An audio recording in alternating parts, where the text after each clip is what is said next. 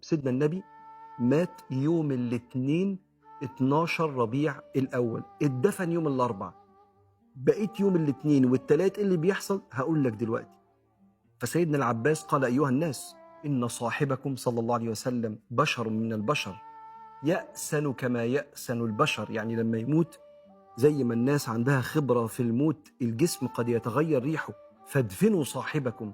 فبدأت الناس تنتقل فكريا لمرحلة أخرى. احنا عندنا واجب تجاه سيدنا النبي، احنا طول عمرنا اللي شايلنا النبي عليه الصلاة والسلام، آن الأوان ان احنا نعمل أي حاجة فيها خدمة للنبي. طب هنعمل ايه؟ أم سيدنا العباس قايل لسيدنا علي: دع عنك خنينا كخنين المرأة، خلاص كفاية عياط، دع عنك الصوت ده وقم إلى رسول الله.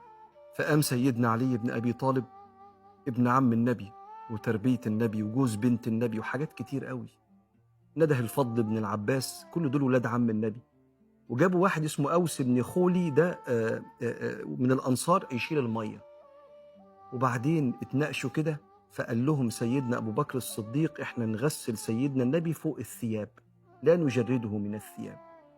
وبدأت عملية غسل النبي عليه الصلاة والسلام من فوق الثياب دون أن يجردوه من الثياب. وبعد ما غسلوا النبي عليه الصلاة والسلام كفنوه في 3 أثواب سحولية، يعني من قرية في اليمن اسمها سحول، ومن القطن الأبيض، ليس فيها عمامة وليس فيها قميص، يعني ما لبسوهوش جلبية، إنما الأكفان بس فوق لبس سيدنا النبي عليه الصلاة والسلام دون أن يجردوه من الثياب. وبعدين قعدوا يقولوا: طب ندفن النبي فين؟ طيب في البقيع مثلا مع الأموات. فقام سيدنا أبو بكر وقال لهم: أني سمعت رسول الله صلى الله عليه وسلم يقول: ما من نبي إلا ويدفن حيث يموت.